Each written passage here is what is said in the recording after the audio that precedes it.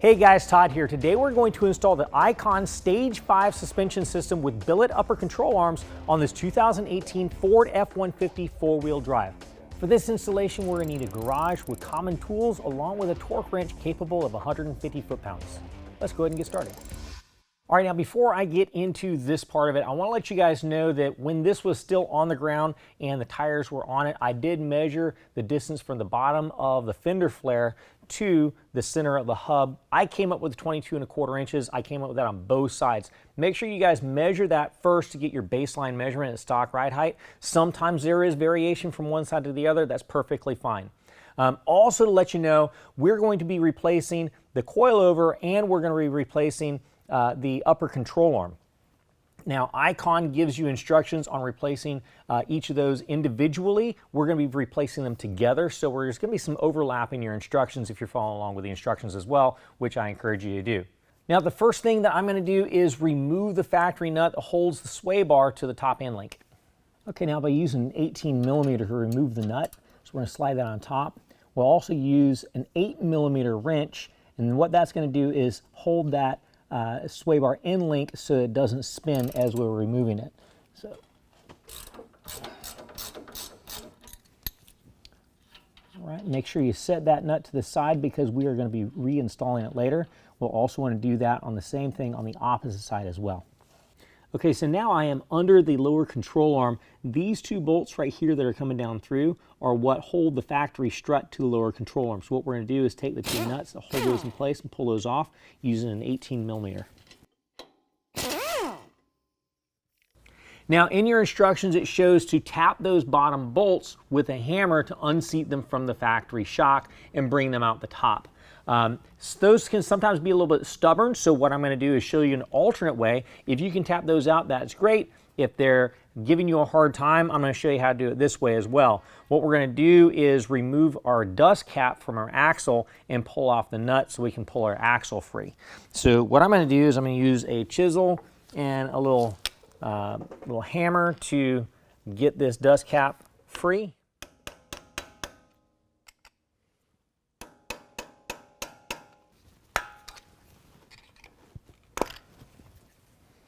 All right, next we're going to use a 13mm to pull off this axle nut. Now before I go any further, I want to let you guys know this axle nut only goes back on with 30 foot-pounds of torque, so if you're the kind of guy that skips ahead and then comes back to watch what you were supposed to do, make sure you don't put this back on with a pneumatic impact driver because you can really mess up your axle. All right, we're also going to go ahead and take our brake line brackets loose temporarily in ABS. So this is for the ABS, we've got an 8mm we're going to pull this out with, a 10mm here and a 10mm up here. Pull that away.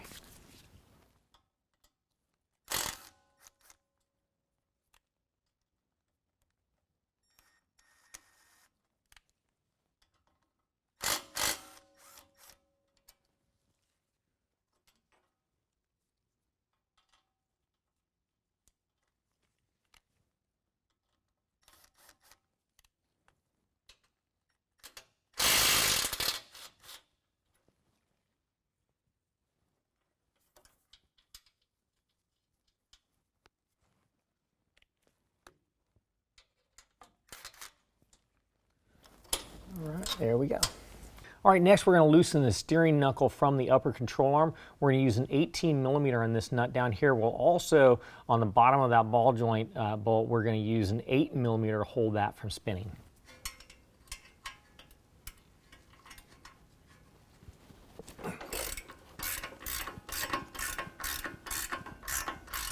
And actually, it's already dropped itself loose, so I don't have to strike it from the side with a hammer.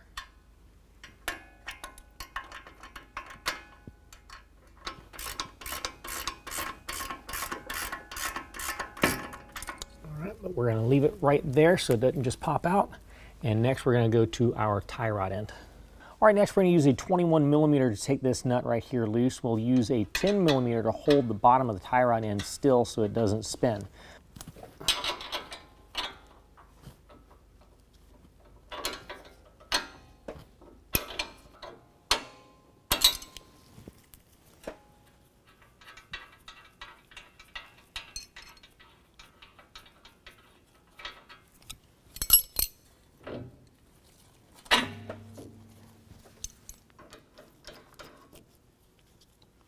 Okay, I'm going to go ahead and pull this nut here loose. That will be able to release the steering knuckle from the upper control arm. Then I can swing the steering knuckle forward a little bit and push the axle through, and then I can tie the steering knuckle off to the side.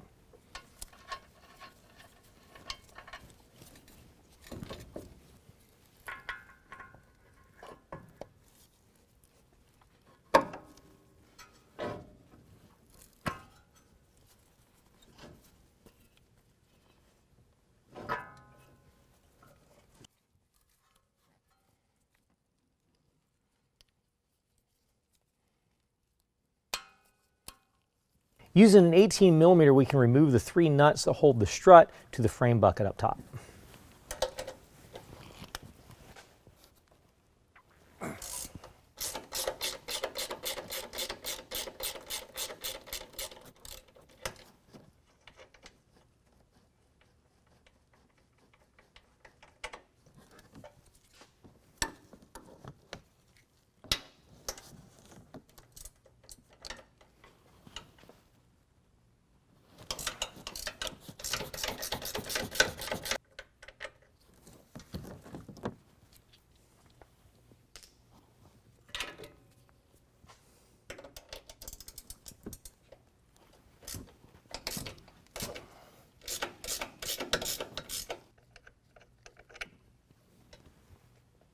All right, now we can go ahead and remove the factory strut.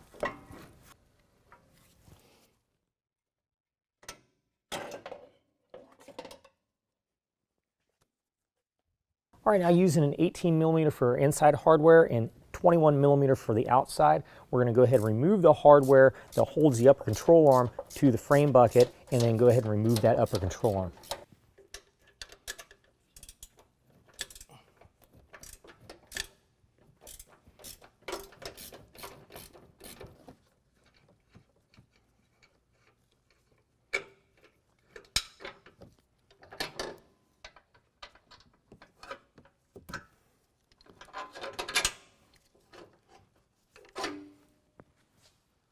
Okay, so here's our new billet upper control arm. This is the driver's side. In fact, it says driver right on the sticker. What we're going to do is first point out that we've got a grease fitting right here. This is a regular Zerk fitting. It also comes with a needle fitting that you can swap out depending on how you grease your fittings. What we'll be doing is we'll be filling that up with grease until it runs out the bottom, and then to clear off anything, just wipe it off. Then we'll also be inserting these ends into our FK rod end bearings. The short one goes to the inside, the long one goes to the outside on both sides. Short to the inside, long to the outside.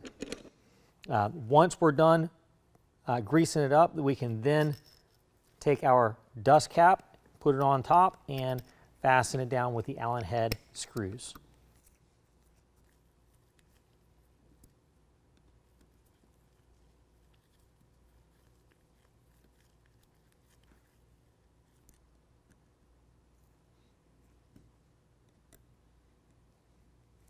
All right, now we can go ahead and set our new billet upper control arms in place. What we'll do is use the factory hardware to run through our heims and heim spacers.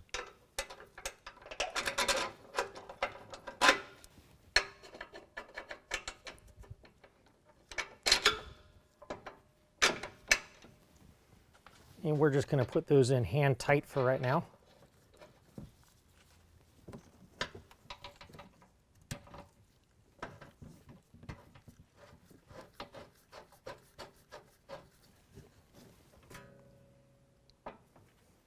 Okay, here is our new coilover. I'm going to go ahead and set it in place so I can talk about what we're doing here. Now on the bottom, it's just going to rest right on the spot where it's going to be installed. This right here is the reservoir. I've got that wrapped up just so it doesn't get banged around while we're moving these things. Up on top, it does have a sticker that's labeled driver on the front. And also the coil reservoir is going to come off the front and face towards the front of the vehicle. Now what we're going to do is go ahead and grab the hardware. It's 1-inch hardware that is going to, or 1-inch long hardware that's going to go in from the top and attach the top of the coilover to the frame bucket. Okay, now here's the hardware we're using. We've got a bolt and a split lock washer. I've also included a flat washer. It doesn't come in the kit. Icon says they're optional. You can use them if you want. You don't have to. I just decided, since we have some oblong shaped holes, flat washer makes me feel more comfortable. So I'm going to go ahead, all three of these up top, exactly where the factory bolts went through. That's where these are going to go through. Oh, I got that one started there.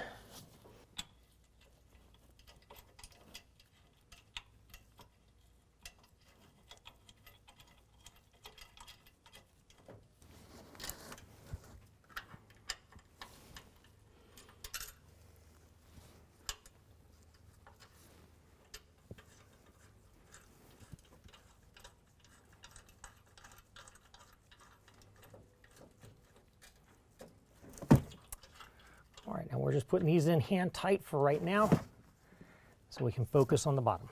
Okay, next we've got a couple of our 7/16 hardware that's actually going to come up through the bottom of the lower control arm and then attach to the bar pin on the bottom on both sides. But one thing I want to point out is you might be able to tell, I don't know how the camera angle is, but you might be able to tell this isn't actually in line with the hole that's threaded here. So it's a little bit off, and it's going to be really hard to try to line that up by itself. So let me show you a real quick trick. What I like to do is take and run the threads down into that bar pin just a little bit on our bolts. And once they're in there, we can take and pull and rotate that bar pin down a little bit. Now it corrects the angle here. Just adjust that into where it meets the right angle, to where these are going to line up to the holes as it goes up, right? Now what we want to do is install our hardware onto the bolt. So we're going to have a flat washer first, and then a spacer washer that's black. That's going to go on second. Do that with both of those bolts. Then we're going to go up through the bottom of the lower control arm, lift it up, and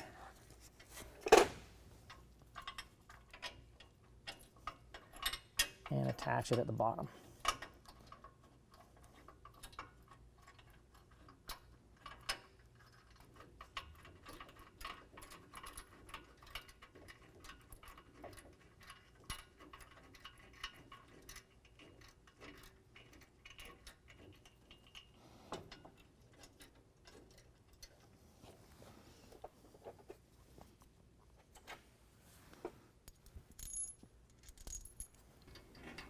All right, both of these we're putting in hand tight for right now. Next, we're going to go ahead and tighten down the top to 30 foot-pounds, and then the bottom we're tightening down to 50 foot-pounds. All right, we're using the 9/16.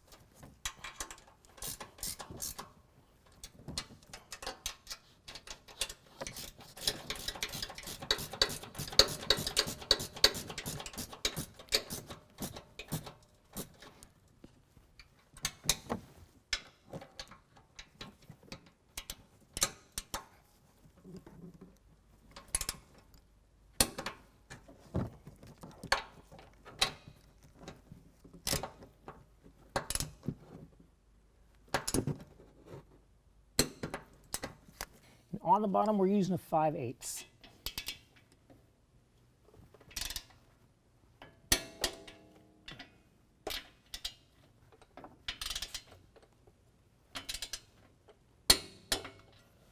Okay, next I'm going to go ahead and secure this out of the way. This is our remote reservoir. This is the bracket that comes with the kit.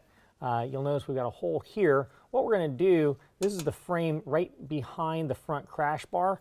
You'll notice there's kind of a step down in the frame. What I'm going to do is I'm going to set this to where it's about even top to bottom with the frame. And I also want it to where this edge is just to the inside of that step down. So I'm going to get it aligned where I want it, and then I'm going to take a Sharpie and mark that hole.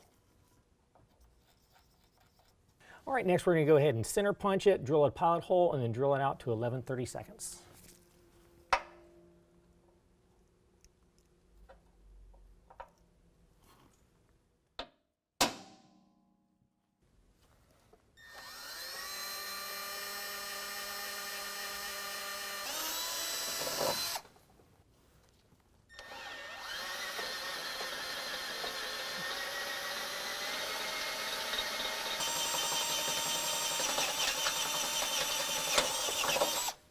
Okay, now the included hardware will cut its own thread, so we're going to go ahead and get that lined up and drive it in using a 9/16.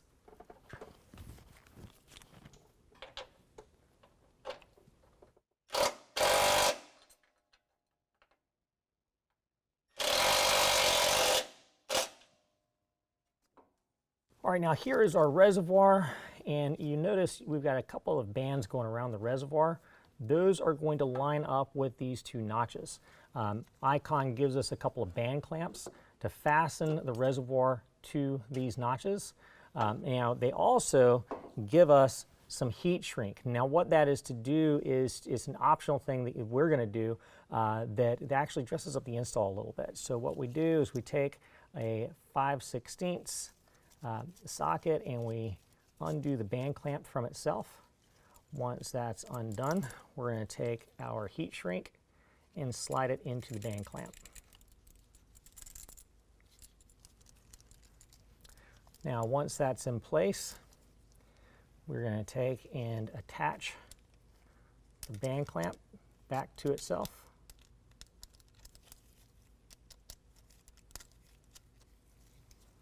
We're going to have one down here and one up top.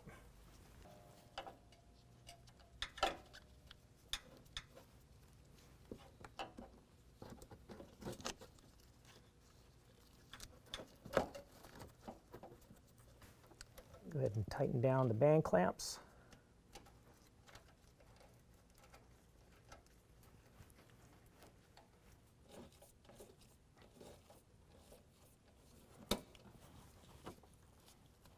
Right now we can go ahead and use a heat gun on that heat shrink just to set it in place.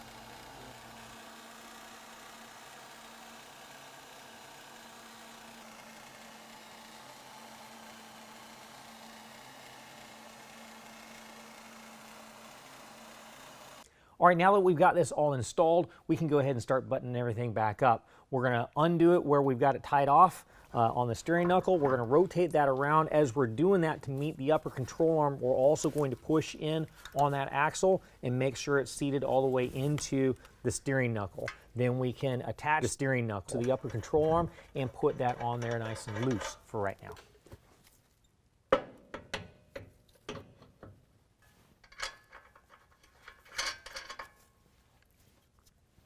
All right, now we're going to go ahead and reattach the tie rod into the steering knuckle.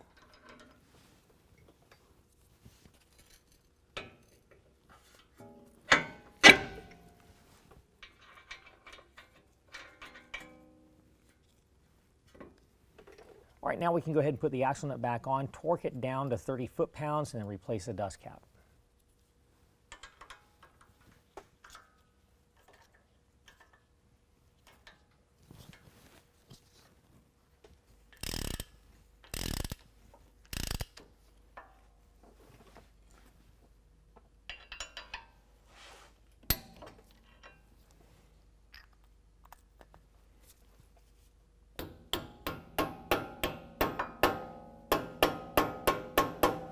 All right, now we're going to go ahead and tighten down the upper control arm to the steering knuckle and get that set to 75 foot-pounds.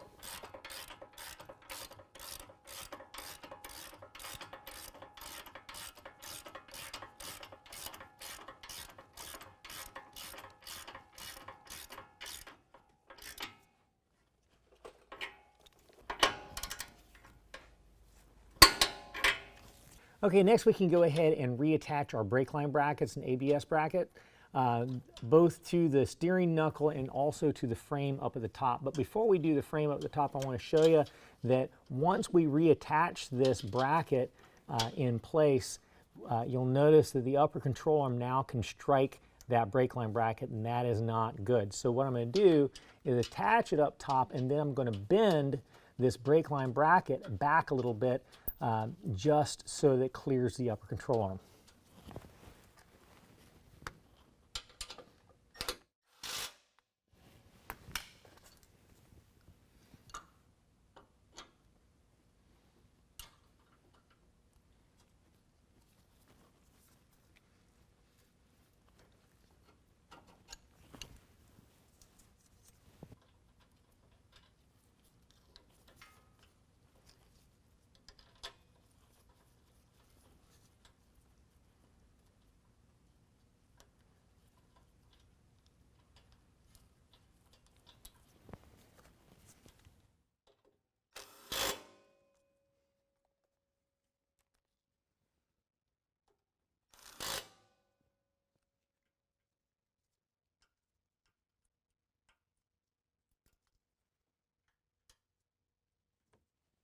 All right, now we're going to go ahead and tighten down our upper control arms to our frame buckets to factory spec.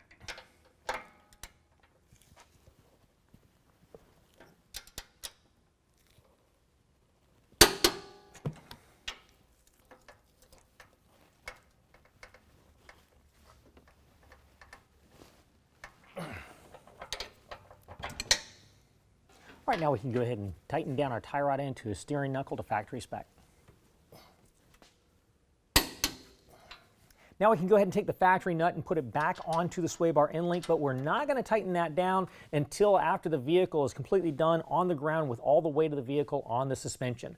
All of these steps over here we are going to reproduce on the opposite side and get that all done. Then we can go ahead and move to the back and do the shocks in the back before we set the ride height in the front.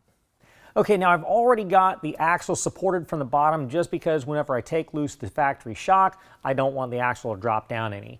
Now we're going to use an 18mm and a 15mm to remove the bolt from the bottom, use a 15mm to remove the bolt from the top, and hang on to this flag nut because we're going to be reusing that hardware. Then we can pull out the factory shock.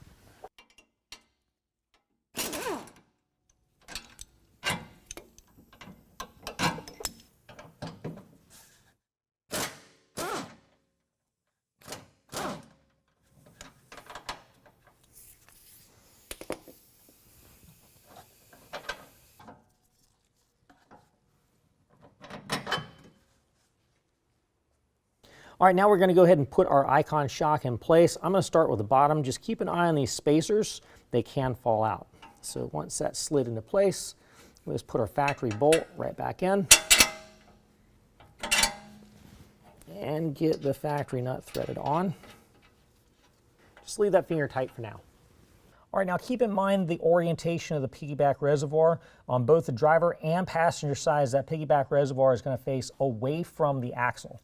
Now that I've got it up here, I'm going to go ahead and compress it and then let it rise up to the factory mount and then put the bolt in.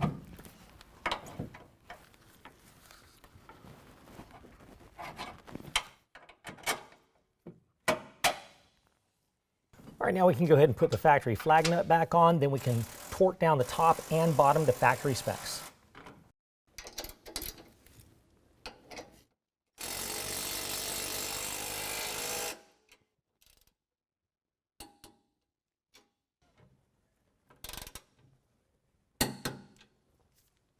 Now the passenger side installed the exact same way with one exception. We did have to remove a little bit of material right up at the upper shock mount so the shock could install and move freely. Okay, now this particular truck has an electric parking brake. If you have the manual parking brake, you will want to use this relocation bracket for the cable. Now, refer to your instructions on that, but it's going to install right here. All right, let's go ahead and get the tires back on the truck, put the truck on the ground so we can adjust the front ride height. Okay, now we're going to go ahead and measure our ride height. And it looks like we've gained about 2 inches, which is exactly what we were expecting. Now we're going to go ahead and lift it up off the ground, get the truck's weight off the suspension so we don't preload the spring, and we can adjust that collar at the top of the coilover. All right, now we've got the suspension at full droop. We don't have any extra tension on this spring. We can turn our attention to this collar up here where the spring perches against. We can use a 5/16 Allen wrench to loosen up this screw and then take a spanner wrench and start rotating this collar. And what we're going to do is use that Allen screw as a reference point. So just initially what I'm going to do is rotate it around so that I can lower this and then drop it back down on the ground and see how much that's changed my measurement. Then I can fine tune from there. We're going to do the exact same thing on the opposite side as well.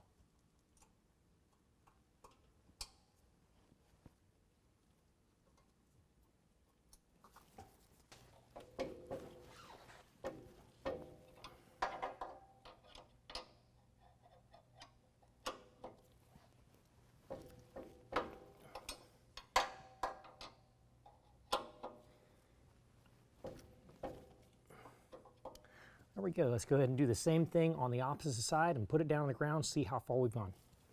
Okay, now that we've got our ride height set exactly where we want it, we can go ahead and tighten our sway bar end link to factory specs and do the same thing on the opposite side.